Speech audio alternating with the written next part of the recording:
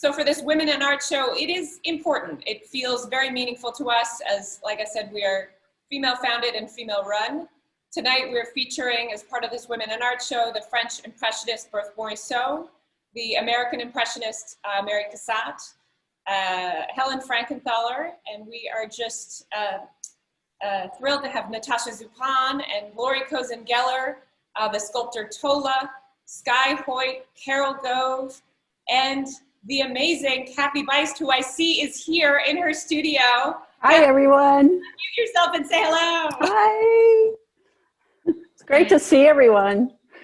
Well, this is going to be a great night, and we're just so excited to have you here, Kathy. And my goodness, those paintings behind you are such an inspiration. I'm looking closely, just so great. Well, Kathy and I recorded our chat earlier today. She's going to be live with us the whole time, and we'll have some great question and answer, and we'll raise a glass to you at the end, and the other amazing artists as part of this Women in Art show. But we did record it earlier, and that's to maintain so we could walk around the gallery and show you some of the works here. And we were realizing if we were walking around, we weren't getting the network reliability that we wanted. So now I'm plugged into the Ethernet wall, and so that's the reason why we pre-recorded it. Kathy, I'd love to give you the sort of formal introduction that I would, and I have at times when we've had solo exhibitions with you here in the past. Many of us are here because we know and love your paintings, but I did want to give that formal introduction. So Kathy, your strength is in your connection to nature. You offer us a respite in your paintings, a rejuvenation. I feel the atmosphere. Sometimes I think I feel the grasses at my ankles of, these sites that you're capturing.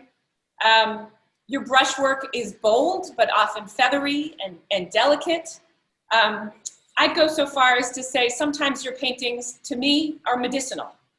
You bring art inspiration and art therapy to the collectors who visit your work. We're going to hear more about your upbringing in Michigan, but I do want to mention you went to the Kendall School of Design for your undergraduate, for your master's at the prestigious New York Academy. You've been honored by the New York Times on multiple occasions, which is a very tricky thing to have. You've been recognized by the Parrish Art Museum, the Andrews Art Museum, which is in the Carolinas. The Women's Art Museum has recognized you as well. And so it's wonderful to see this lengthy list of academics and institutions that have recognized you over the years. And it is a joy from the bottom of my heart, Kathy, from all of us. We're just so pleased to have you at the gallery and to have you here with us tonight. Well, this is so exciting. I can't even believe that we're doing this, and I'm so thankful for everyone that shows up. And wow, what a great venture to do all this and to have you guys. Congratulations on the 20 years of Galerie d'Orsay. It's such an honor to be part of it. Actually, for a few years now, I'm very, very thrilled. I'm extremely excited to be part of the women, these powerful women of this group. And Natasha, Lori, Mary, Helen. We're on a first name basis now. Yeah, absolutely. Yeah. I would especially love to thank Devin and Ben and Jenna for all their hard work. I know they have just gone way above and beyond for all of this, and they've just like busted themselves to do all of this. I almost went the other way. I would especially love to thank Martha and Christine for their such devotion, such dedication, and professionalism every day. It's just incredible. And they are truly the best gallerists I've ever met in my entire life. And I've been in quite a few galleries, and I just think they are just extraordinary at what they do. So I'm deeply, deeply grateful to have them and be on their team. I do have to bring up, though, Christine, how dynamic you and Martha are. They've had a great article in the Boston Common magazine. Is that correct? Ah, yes. Yes. Do you happen to have a copy there? Oh, we do. Okay. Are you ready to see us? So, this magazine, so Boston Common is celebrating their 15-year anniversary. And I think of like my New Yorker magazine that I get home. This magazine is quite large. And so here's Martha and I. Martha, are you there? Can you chime in and Hello, everybody. Hi, Kathy. Hi, Martha. Oh my gosh, that was such a nice compliment. Thank you. And look at that wonderful photograph. I have to say, the paintings behind you, I can't wait to hear about. I do have one behind me. I don't know if you can see. That's true, yeah. But one of my roles is figuring out the glorious paintings of yours and how they work together in the gallery. And I have to say, there's a harmony and a balance to them. And they tell me when it's not right. And just looking behind Christine there, that wall took forever, but when we got it right, we just absolutely know it. And then as pieces begin to find homes, of course, we continue with creating the gallery space. But we are so thrilled to have you kind of leading this show of the Women in Art show. And so thank you, thank you, thank you. Another dynamic woman. Thanks. I'm going to shut my mic off. Okay. Isn't there the amount of people in the gallery, because I'm unmasked. Martha is at home, so we're trying to be as smart about this as possible. Martha, we love you. Thank you. Yes. Well, have a wonderful studio talk. Thank you both. All right. Thank you. So if you're like me, you've been longing for a little travel recently, as everybody's travel plans have been a little bit dampened. And so I figured, hey, you've already come off your home offices or your couches. You've come to historic Back Bay here at Galerie d'Orsay in Boston to be here with us tonight. And so what do you say we go to East End, Long Island in New York to go pay Kathy Buist a studio visit? Kathy, are you there?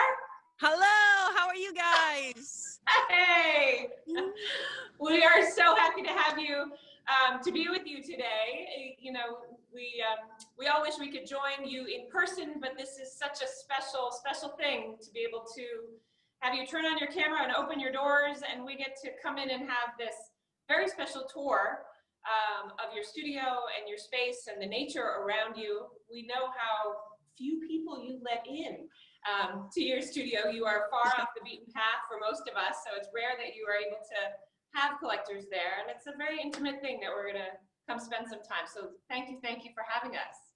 It's a pleasure. It's such an honor to be here. I can't even tell you. I'm so excited. I love it, and I love that you're outside right now. Fantastic. It's a beautiful spot. Yeah. This is not surprising that you're outdoors, as nature speaks is such a large part of the artwork of your roots growing up in Michigan, to your paintings that you create each day for us now. I see that you're nearby your outside studio there. Maybe we could get a little preview into the outdoor studio there. Sure. Hold on. There we go. Fantastic, fantastic. I love to come out here and paint. It's kind of bright right now, obviously, but you know, here's some of my paints that I work with. You know, here's a painting I'm working on, and there's a lot of light coming through the trees, especially in the evening.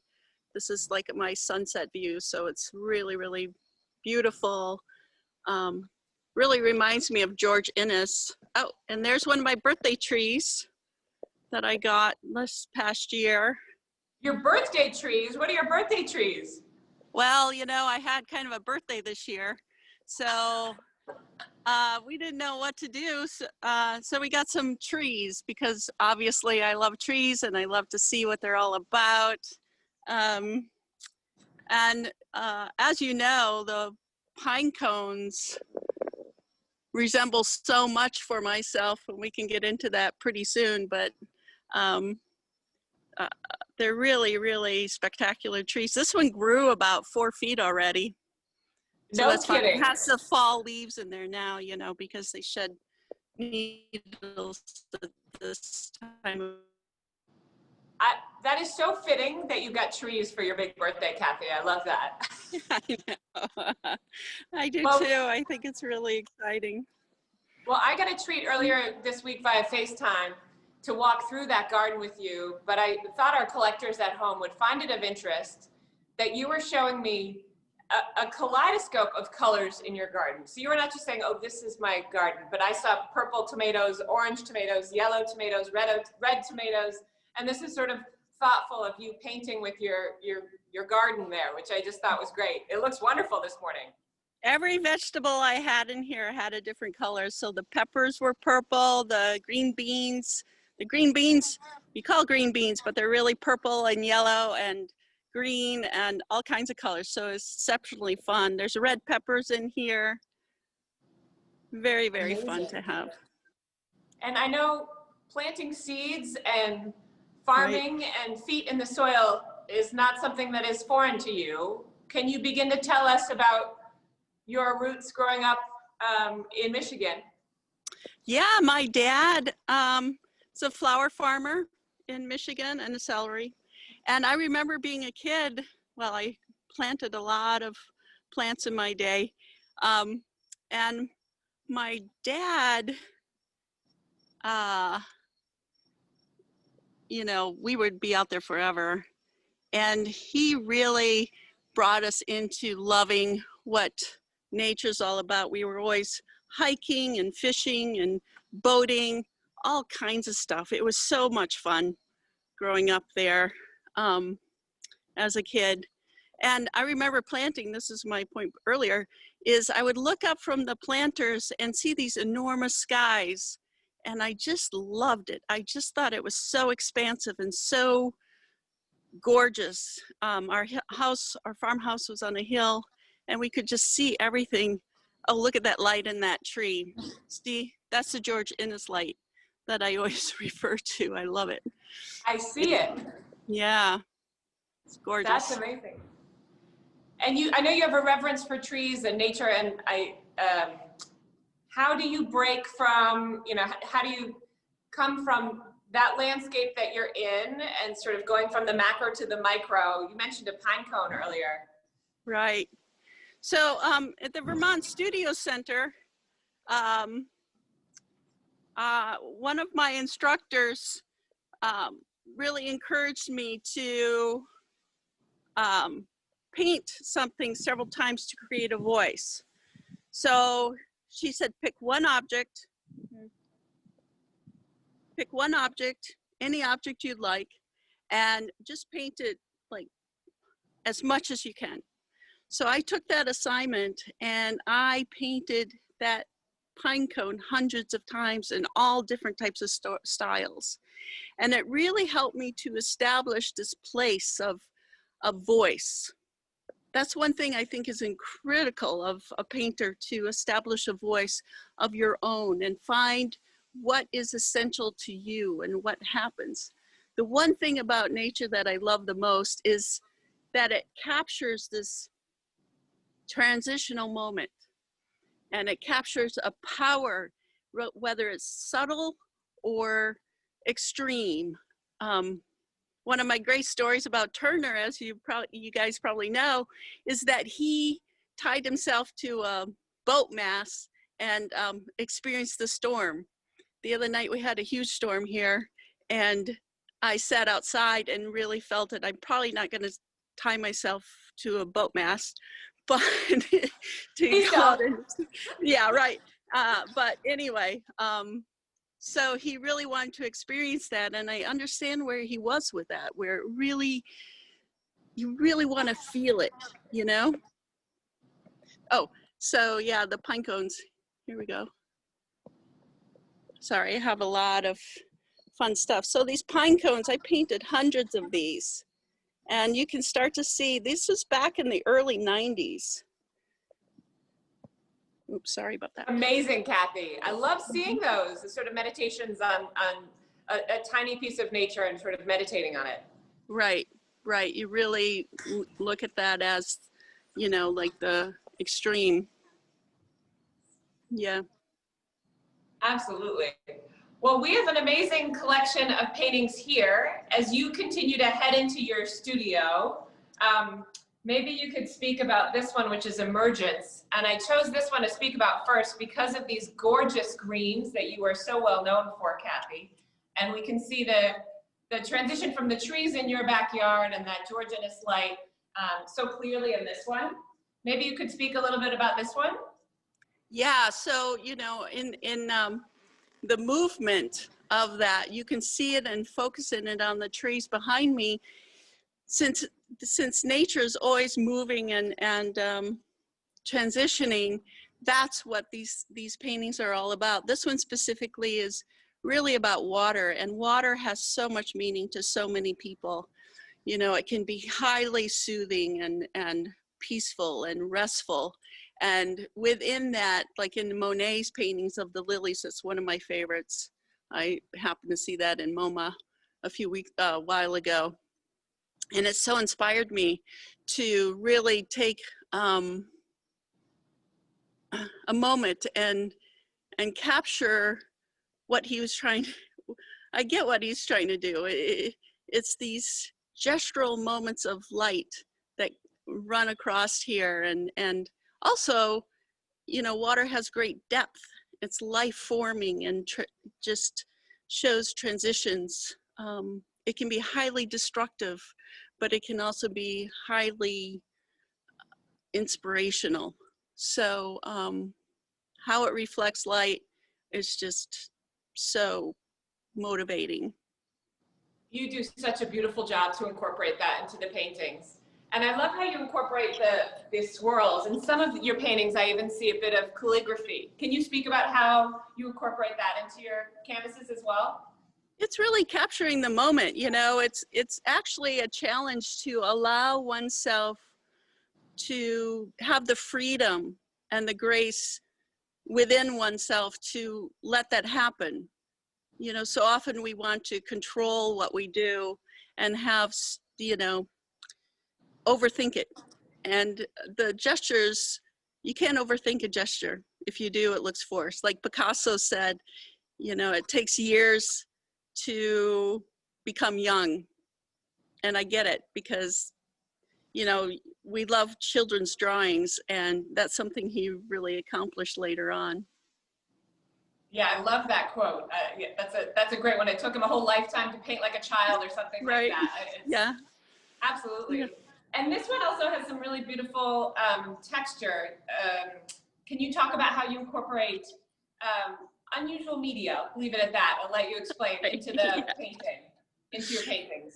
Yeah, so one of the things I love to do is use beach sand and seashells, and I crush them together, and it creates this fantastic texture. It just has another element of depth, and I'm always trying to reach for that really deep moments within each piece. And another one that's got, I think, some of those sand and shells, and also another piece of the earth that you brought right into the painting, of course, is the earth element with the gold that you've incorporated into this one is just gorgeous. Yeah, it's 24 karat gold. I put that in some of my pieces. And I think it really adds another element to it. You know, there's some reflective light that you try to capture in the paint, which this is pretty good at, but the gold really adds this other level of place, and I find it completely fascinating. And I use the gold a little differently than some do. Try to use it more spontaneously. How I apply the adhesive and take it through there. Oh, I definitely feel that you're trying to capture something quite fleeting and spontaneous in that. That definitely. That's a good way to describe it, yeah. And you also have a technique that you've developed with your oil paint, which you don't see very frequently, and that is the sort of wash technique that we see a bit in this one up here, that it almost looks much more like a watercolor than a traditional oil painting. Right. When I was at the Vermont Studio Center, I did these watercolors. I did a lot of watercolors. And I thought, boy, wouldn't it be fantastic if I could figure out a way to do that in paint, in mediums like oils or acrylics or something like that. And it's taking me forever to figure it out. But I did it, and I just love the effect of it, because it creates this fluidness that you know, that just by a brush you can't really do. Well, I wonder what paintings you have inside that you can share with us. Sure. And while you're walking in, I just want to point out we have two Mary Cassatt works, which is great fun to see your abstracted landscapes next to one of these pioneers of part of our Women in Art show. And I'm going to come around here so I can see the inside of your studio. Oh, Kathy, this is amazing. Now, what are we looking at here? Can you give us a... Sure, these are some pieces that I've been working on. This one is, you know, really a wonderful, striking, oh, sorry, my sunlight is, my sky. It's great actually. I love the colors in here because it just shows this joy. One of the things I love too is with this fluidity and the calligraphy and the sense of dance, the joy that these paintings can inspire. I just painted a painting called Joy, and it just led me into a whole nother place of, you know, taking myself into this. I'm breathing because I feel it so strongly. This place of I can't even describe it. Love and respite and just this joy. Joy is the best word I have for it. So that's why. Christine, here's a great painting of that calligraphy we had been talking about too. Oh, it's phenomenal, Kathy. I love that one. Oh, yeah. And then the deep greens and carrying the depth of when you're in the reflections and things like that. This one was interesting because I thought it was cool. I was trying to, in the spring, you know, often we see these beautiful cherry blossoms. And I started to use that in the colors of cherry blossoms in some of my work. And then, of course, you know, those types of musical notes that make you feel the joy or the respite of wonderful music, I think is really fun. And I see dancing in so many of these. I think for me, the calligraphy relates to dancing of thought, of body, of mind. I love this one here. Kathy, I often call your paintings abstracted landscapes, although some of them seem more like atmospheric skyscapes, and that's the one that I think we're looking at now. You've lifted our feet off the ground. Yeah. And with some other pieces, this is another example, I'd say, where, you know, it's interesting that you put some sort of a suggestion of a line along the bottom of the painting, and our brain sort of interprets them as a landscape. And in some instances, you do sort of, like I said, you take us off the ground and you begin flying. Yeah. For you, do your paintings always reference the landscape or a skyscape, or do they sometimes make that transition to full abstraction? I guess you could say they make that full transition to abstraction. I always have the sense of some sort of landscape in my mind, or some sort of light source from the landscape, or some sort of feeling from the landscape, because it holds so much power and grace for me. That's where it's always coming from, that really soul of power that it has.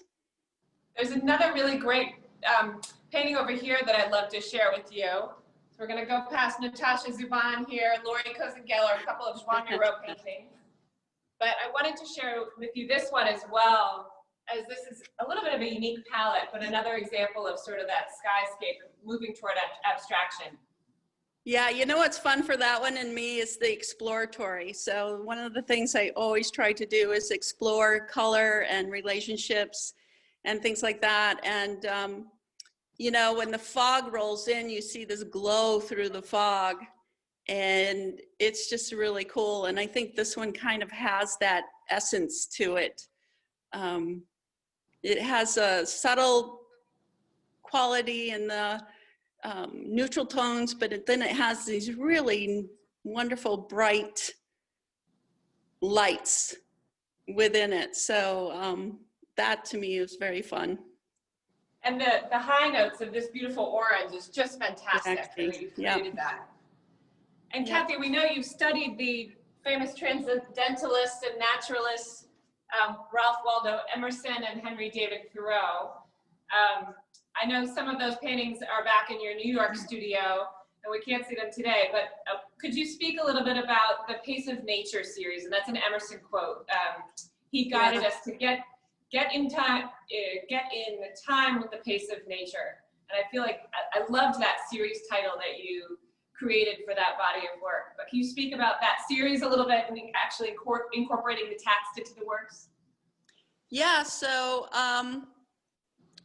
I love Emerson and Thoreau. I have read Walden Pond a few times, and this feeling that he had within his work is just so special. You know, they really went into this place. It's escaping me now, some of their fantastic quotes, but they really lived that life. And that's something that I really admire in those guys, that they love the nature and they were out there a lot, and they referred to it several times. They brought the outdoors into their writing, and you bring the outdoors into these beautiful paintings that you've created in just such delicious ways. Thank you. What else can you show us there in your studio? Oh, sure. There's one actually that I really want to show you guys, because I was painting this one outside. It's fairly large. It's 72 by 72. And I was painting it outside, and I had to leave it set because, you know, with the fluidity, you know, they have to set. So it was 11 o'clock at night, and it still hadn't set. So I thought, okay, well, I'm tired, so I'm going to go to bed, and then when I wake up in the middle of the night, I will, you can see some of the subtlety of color. I'll go pick it up. And I didn't wake up until 6 o'clock in the morning. And it was rained on. So I picked it up, and it was like, darn it. But it actually helped the painting create this wonderful rain feeling here. And rain created rain. So I just think that's really cool. That is a happy accident if I've ever seen one. That is, it's celestial. There's a spirituality to this one, I think, that's really quite remarkable. Yeah. And I want to mention something that we've noticed time and time again with our collectors here in the gallery, and that is the universal quality of your work. And what I mean by that is, like you, Kathy, spend a lot of time near the ocean. I try to get there as frequently as I can, which I think is something a lot of our collectors here in Boston feel the same way. But for those people that are not from, so I see the beach, and I see marshes, and I see waves somewhere in many of your paintings, almost all. But people who come visit us from Colorado will see the mountains in that. So for me, I see beach, but I also can interpret mountains very easily in them. And so you have to bring a fair amount of yourself to these paintings, and I just think it's a wonderful quality about your work. If you're from the desert, you see the desert. If you're from the plains of Michigan, you might see that as well. It's really fascinating, isn't it, how people bring their own energy into a piece. And I love to hear what people say about the different works, because everyone has a different translation of what it is to them. And it really adds another level to the pieces that, it's like a sculptor who loves people to play on their sculptures. It just adds that intimacy and that personal place of work. Yes, and I also love asking the question with our collectors is, what does it remind you of a place, or does it remind you of a memory? Right. And sometimes people are quite surprised to see, oh, it reminds me of sailing as a kid with my dad, and sometimes we don't even realize the memories that some of your paintings bring up in such a beautiful way. Right. Yeah. Yeah, it's really curious how that can Well, we happen. just have a few more minutes here. What else might you want to share with us in that studio of yours? So I have this really fun one that I did the other day. Oh, I have two. So I'll do this quickly. This is really a fun gestural thing. Instead of using white or black or some other color, I use pink that I just felt like gave it another energy, and I thought it was really fun to do. Beautiful. Oh. And then another one I really enjoy. I love the subtlety of this one. You know, you still get the expanse, but it's really, you know, keeps moving. It keeps moving in its subtlety. And this one is fun because it's a unique color palette of the oranges and peaches. And still you get that feeling of light coming through the skies or the fog or however you want to look at it. This one you could really look at as a complete landscape or abstract, or, you know, relate it to some sort of landscape that you could feel. Kathy, it's such a treat. To see the light coming into your studio is also really interesting too. Yeah, yeah, it's actually, really wonderful space. It's a new studio for you. Can you tell us Very about new that? studio, Like, yeah.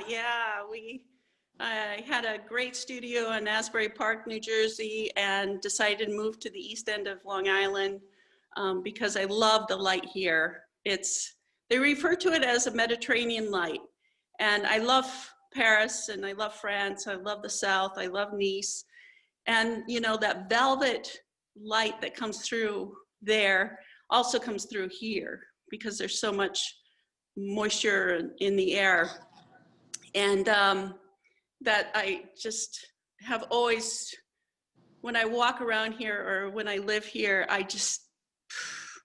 can hardly stand myself because oh, look at that. Oh, look at that. So I just find it intensely inspiring to be here.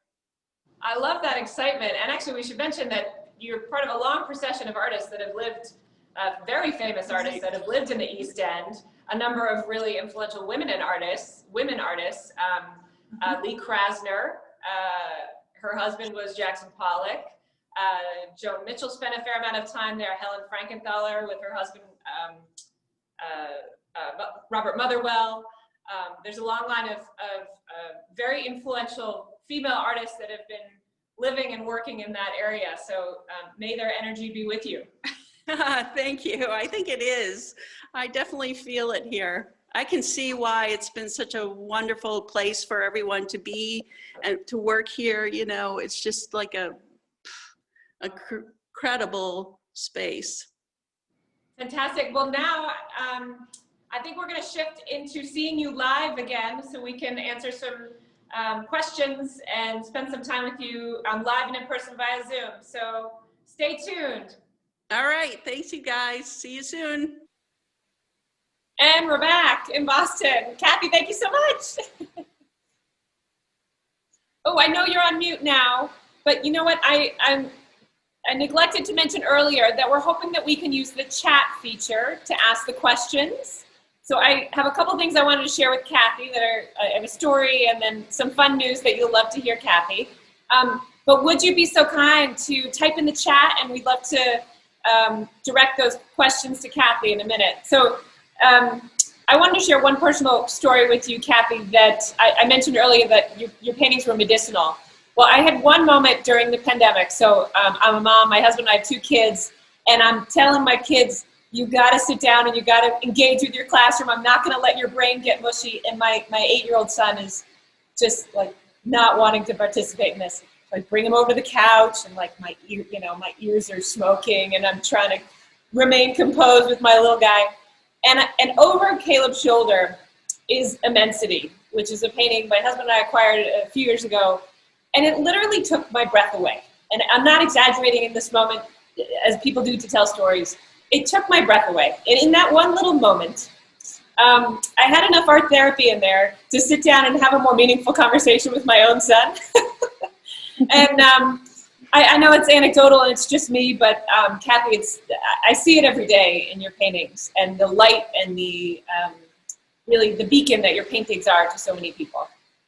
So I see we have some things coming in on the chat, and I said I had some good news for you.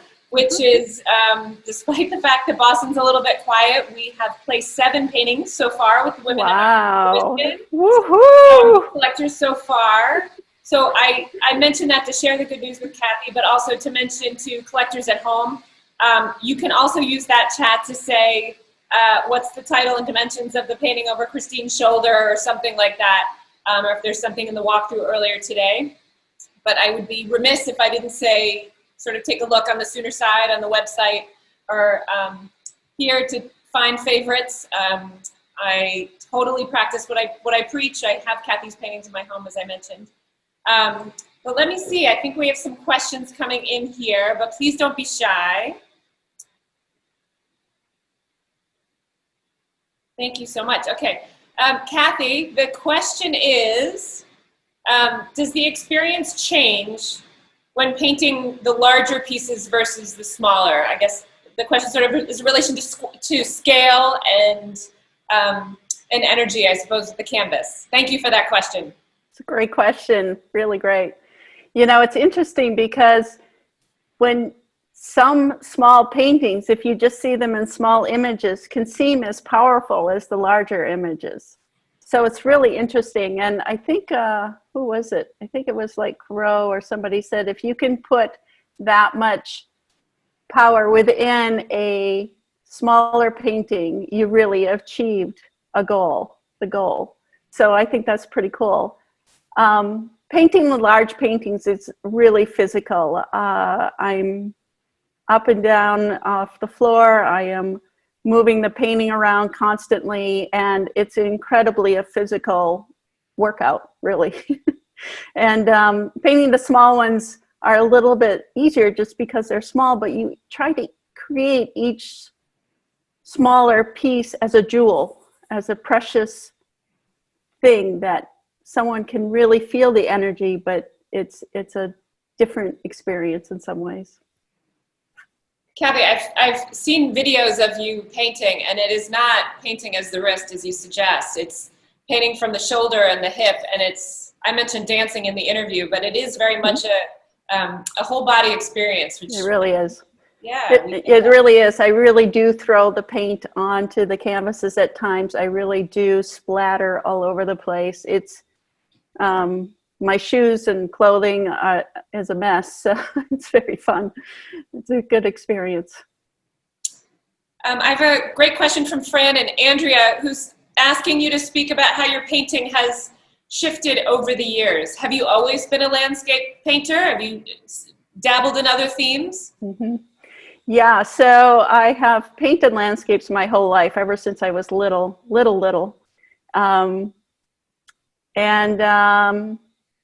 I've explored several different ways of those landscapes, but I did study at the New York Art Academy, which is the Graduate School of Figurative Art. So I did go through my experience of figurative painting, but I came back to landscape. I took some classes in Central Park and painted there, and I couldn't go back to the figure again. It was just like, that's not who I am.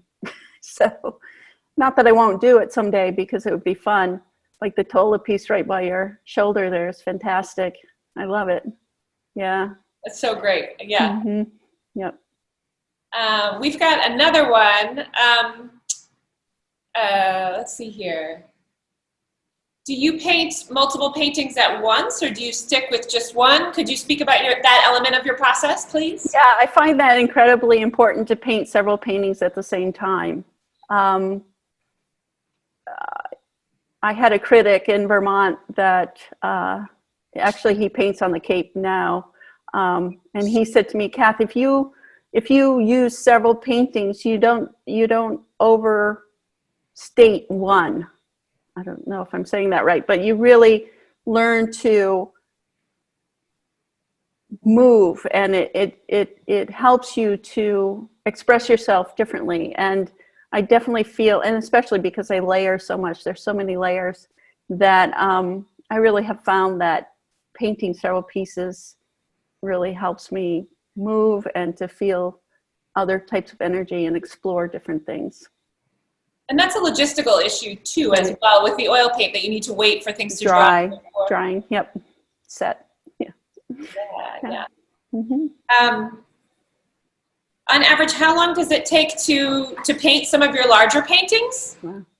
That's a good question. Hold on, I'm just going to interject and say your whole life. It takes Kathy's whole life to paint those, but I'll let Kathy respond. Yeah, that is absolutely true. That is so true. I was in Barcelona and I went to the Moreau Museum, who you guys know that I'm an incredible fan of. And in his museum, he had this huge, huge wall, and it was one painting. But it was one simple stroke where he just went like this and with a dot. And that painting just meant so much to me because it was like, wow, it really did take him a lifetime to do that. And not only to have the skill of having such a beautiful mark, but also the confidence and the strength to do that, the inner strength to allow himself to have that be. I did paint a painting not long ago, and I think that's in somebody's home right now, thankfully. I'm so glad they have it. But it was called Allowing, and that allowing, I allowed myself to start to paint like that, to paint those single strokes and to have that expression, which is fantastic. So it's fun to do. That's great. I have another one from Elizabeth, and she's asking about the atmosphere, and you paint, and actually I'd like to add on to it. She says, what type of music do you listen to, if anything? Could I add on, do you paint in the morning? Do you paint in the evening? I paint all different types of the day. I paint mostly later. Well, sometimes I start, it's so random, I can't even tell you about the time of day I paint. Can you repeat the question? I'm sorry, I lost myself. Oh, yes. How about music? Can you speak to the music you might listen to, if any? Maybe just words, I don't know. So sometimes I don't listen to anything because I find that painting is really a meditation and I don't listen to anything. I find myself breathing differently when I paint. It's like this deep feeling when I'm getting into it, and it's really refreshing. And when I'm in that zone, I wake up later and it's like a different type of experience. But when I do listen to music, I love classical music. I love Chopin's Nocturnes. I love Bach. I love, what's the one, Stravinsky. I listen to all kinds of that stuff. Sometimes I need some contemporary music, but mostly, I would say 98% of the time I listen to classical. Amazing, amazing. The next question is about the titles. Can you speak to how you come to the titles? Do you sometimes have a name or a word that's resonating with you as you're looking at the painting and that emerges? Talk to us about the titling of your paintings, please. Sometimes titles come to me, but I often use a very special person in my life to help me with the titles, and they really come up with some good stuff. We have a great title here, a painting we have in our room over here, and it's Aesthetics of a Dream. So I love that name, so it's quite an adventure to come up with good names. This leads nicely into the next question about whether there's a particular color or hue that you find particularly challenging to incorporate. I don't know about that one. I don't find any color real challenging anymore. When I did find different colors challenging, I would use that color over and over and over again. And then I learned to love that color because all of a sudden it became everywhere in my entire palette. So if I didn't like something, then I would just try it because there's something I was resisting. And then all of a sudden it opened a door, and it was so much fun to see this great color, orange I'm thinking of specifically, and pink actually. And then it just allowed me another place to go. So it's great.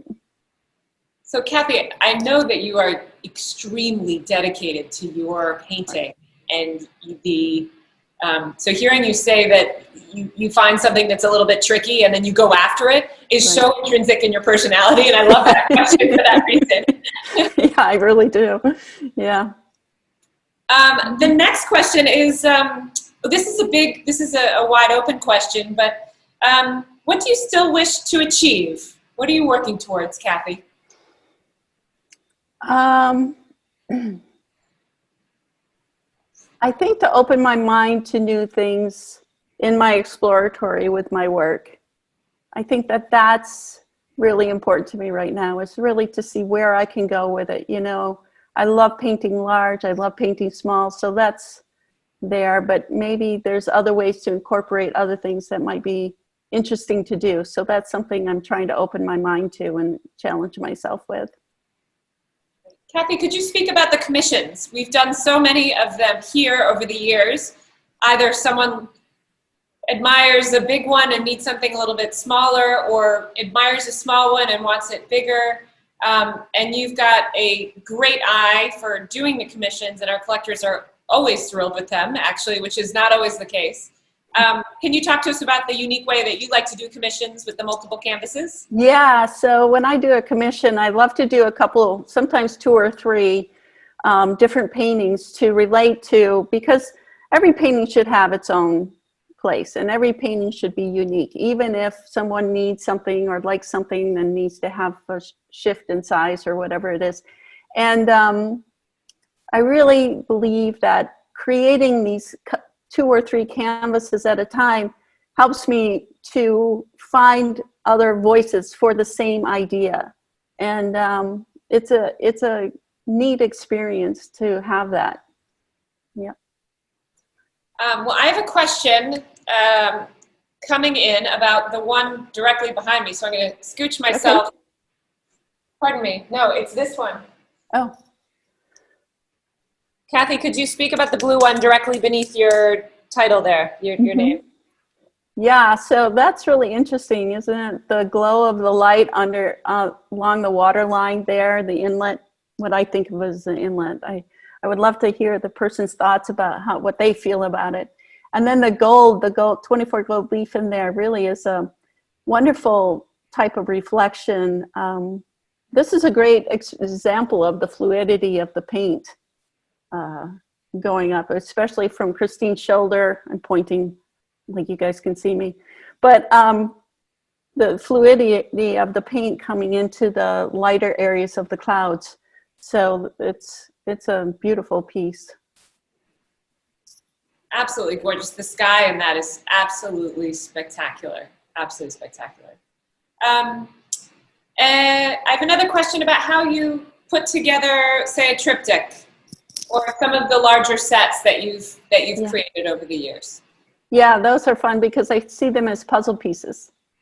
So if you have a triptych lining up, you know, where's the attachment for the different pieces that come together? And I think that's neat that they kind of talk to each other. So yeah, the playfulness, and sometimes they're you can really see a stroke moving right. Through, and in other instances they're slightly, you know, asymmetrical in the way that they go together, and they just are always such beautiful companions to one another. But this is interesting. Judy, thank you for this. I think this is a great one. Kathy, can you speak about any paintings that might be in your home that you're not willing to get rid of, that are ones that you're just holding on to? Special paintings that have a special attachment to it. You know what's funny about that is most of the paintings we hang in our home sell. So we don't have much option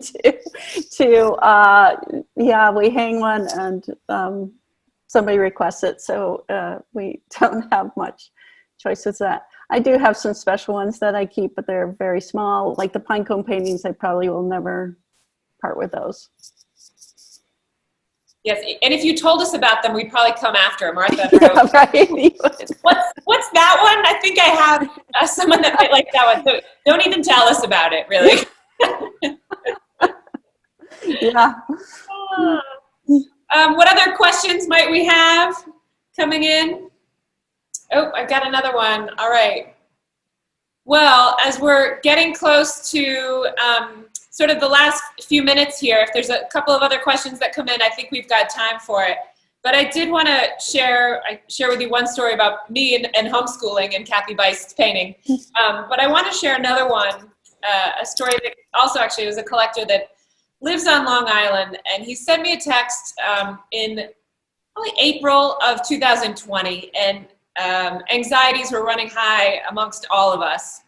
And he texted me and said, Christine, I never knew how essential these paintings would become.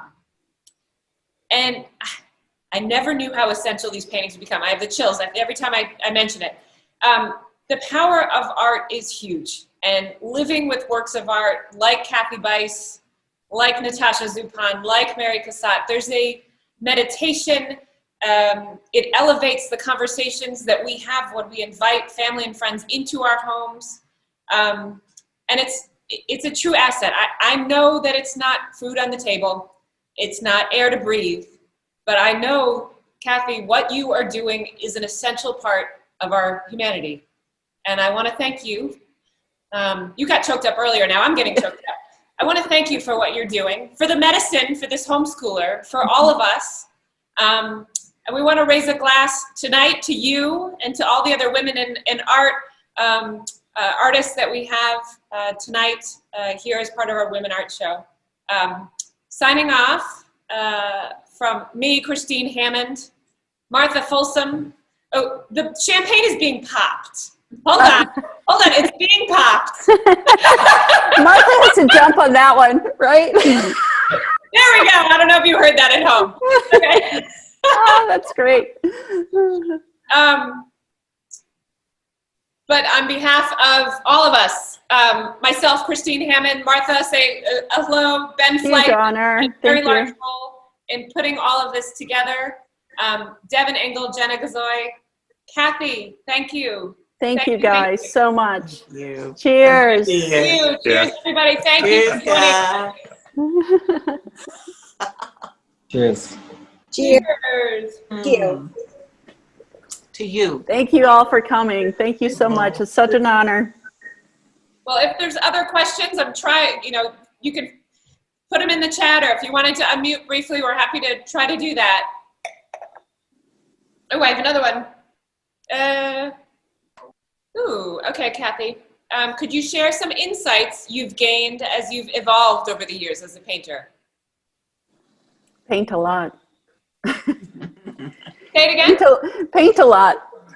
Like, like it's almost like someone I know doesn't like it when I refer to it like this, but painting is really like working out. Not just the physical aspect for me, but it's an exercise of, like if you write, it's best to write a lot. If you run, it's best to run a lot. The more you run, the more you can run, right? So if you stop painting, you're not going to be able to hit it again as well as if you continue painting. And it's the same thing with sports or anything that you do. It's just keep painting and paint a lot. Paint oh wait, who was that guy in the Provincetown school? He said you need to paint miles and miles of canvas. Oh, nice. That's great. And I think Pablo Picasso said, inspiration will always find you in the studio. Actually, yes, inspiration will find you at work. Yes, absolutely. Yeah.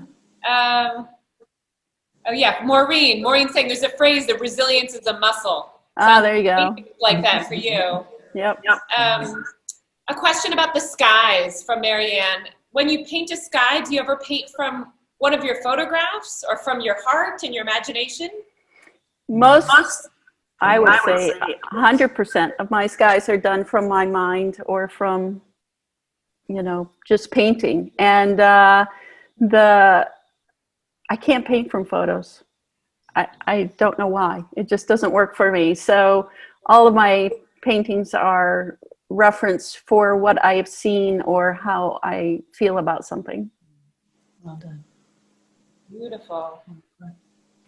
Who else has a question for Kathy? Kathy, this is wonderful, by the way. Oh, it's been such a pleasure. Mm-hmm. You speak so beautifully about your work, and like I said earlier, you're so far off the beaten path, and you are rather more private person. And although we've been to see you in your studio, it's really a rarity. I feel like it's quite exclusive to be able to come in and see you. Thank you. We're just so pleased. If there's no more questions, I think I might let you lovely art lovers go. If there is another question, you can feel free to unmute and ask it. Does anyone have any thoughts about the paintings that they'd like to say? I just want to say that I have 3 of yours and I absolutely love them. They make me really happy when I walk into the room. So thank you. It's such a pleasure, Liz. It's been great working with you, honestly. I agree. Likewise. I just purchased a painting today of yours. Oh my! And looking at your work for several years, and walked down Newbury Street in Boston, and several recently caught my eye. But I've been looking and looking, and my husband and I just walked by chance, and saw one in the window, and we were just drawn in. And your work is just spectacular, and I agree that there's so much emotion, and they're just so wonderful. That's great. What one did you love? Well, we just purchased one called Island Cove, which yes. is a very gentle, soft colorway of greens, and that burnt umber is in there. A beautiful sky. I think you could look at it as either being a mountain or tree view, or also reflection of water. And then there's one late afternoon at sea, which has a absolutely spectacular cloud, and the sky is just amazing. Oh, it's such an honor. Thank you so much. It's really great to meet you. Nice to meet you. Fun because I get to meet you face to face. This is great. Listening. Marianne, you told me that you have always gone outside and that skies are a pivotal part of your life. And so and that was the painting that was right in the front window that drew you in, which is so exciting. Yeah. It's spectacular. All right. Kathy, any last notes for us? Just really thanks. Like, it's so fun. I'm on Zoom all day for work, and I was like, do I really want to get on another Zoom session? The answer is a profound yes. So thank you very, very much. Thank you, Maureen. Thank you for coming. Thank you, everyone, for coming. So great. It's been such a pleasure. Yeah. I want everything I've seen in your studio, Kathy. Colette, how are you? I love I love all Colette, that can be arranged. I love everything I've seen, and I want it all. Oh, yeah. It is, your work is just so inspiring. I love living with it. It makes me happy every day, and I feel very special that I own 3 of your pieces. That's incredible, Colette. Thank you so much. You're so much fun to have around. I love it. Yeah, it's really a pleasure. Thank you for doing what you do so well. And that, Colette, you bring up a very good point, in that we have collectors that don't just stop at one. You know, they'll maybe perhaps start with a landscape and then move to an abstraction, and then maybe move to one with the trees, and maybe there's a small little spot that, more often than not, when you acquire one Kathy Buist, there's another one to follow. So be careful of the addictive bug that it happens to the best of us. Yeah, you should know, darling. Yeah, I know. And that sidekick of yours, my God. Hey, John. He's one of the greatest art handlers in all of That's Boston. true. Yeah. It is true. All right, Kathy, you are an inspiration, and we're so pleased to see your paintings, and it's an honor. I tell you, every time I see you, it's an honor to represent your work. On behalf of all of us here, especially Martha and I, thank you. Art lovers, Thank Boston, you. Chicago, LA, California, That's right. wherever you may be. San Francisco. And come see us online. Come see us if you're in the Massachusetts area. We really would love to see you.